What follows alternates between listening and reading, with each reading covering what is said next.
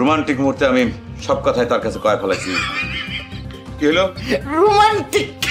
তুই হাসছিস কিসের জন্য শয়তান? আমার মুখ দিয়ে আমি হাসিছি, আমি তো তোর মুখ ভাড়া করিনি। খামোশ! তুই খামোশ! তুই চাইলি পরে তুই চোখ রেঙে আমার দিকে তাকাবি না।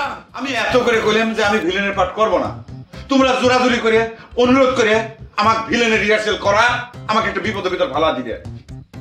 আরে ভাই, আমরা তো সকলে মিলে তোর বউয়ের সাথে কথা কয়ে রাজি করে চাইছিলাম, কিন্তু সেই সুযোগ এত পাইলাম না।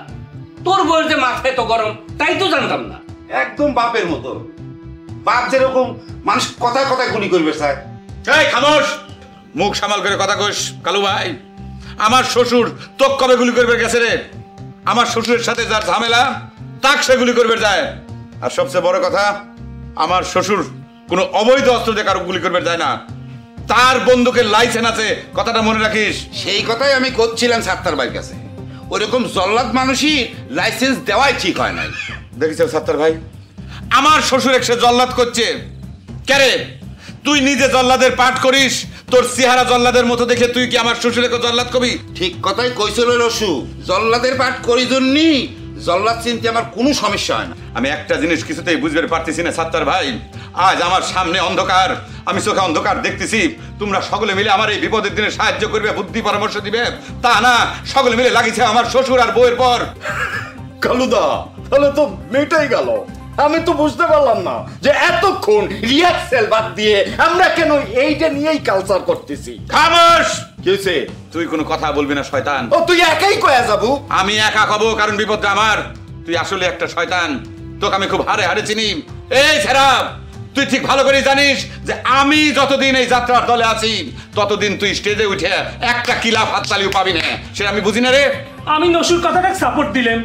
রাজু মঞ্চে উঠে এমন ভাব দেখায়, ওর সাথে অভিনয় করে কোনো ফিলিংসই আসে না। আমারও তোর সাথে অভিনয় করবার গেলে ফিলিংস আসে না।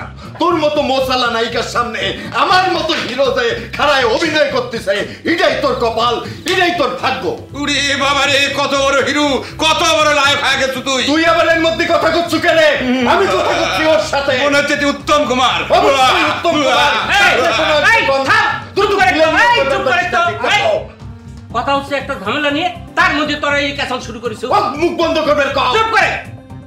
কিন্তু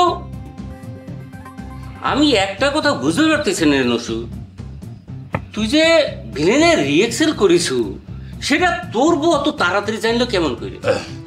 এই খবরটা কে দিল? তা কোন গোয়েন্দা? সাত্তার ভাই, খবরটা আমি তাক দিয়েছিলাম। আমি যখন নায়কের পাঠ করবে যায় মেলা ঝামেলা হচ্ছিল, সেই সব কথা তাক কবির যায় রোমান্টিক মুহূর্তে আমি সব কথাই তার কাছে কয়ে ফেলাইছি। কি হলো? রোমান্টিক। তুই হাসছিস কিসের জন্য শয়তান? আমার মুখ দিয়ে আমি হাসিছি, আমি তো তোর মুখ ভাড়া করিনি। খামোশ! তুই খামোশ! তুই চাইলি পরে তুই চোখ রেঙে আমার দিকে তাকাবি না। খবরদার, ভালো হচ্ছে না কিন্তু কাজ দিলাম। কিন্তু খবরদার, আমি নসিব। এই রাজু,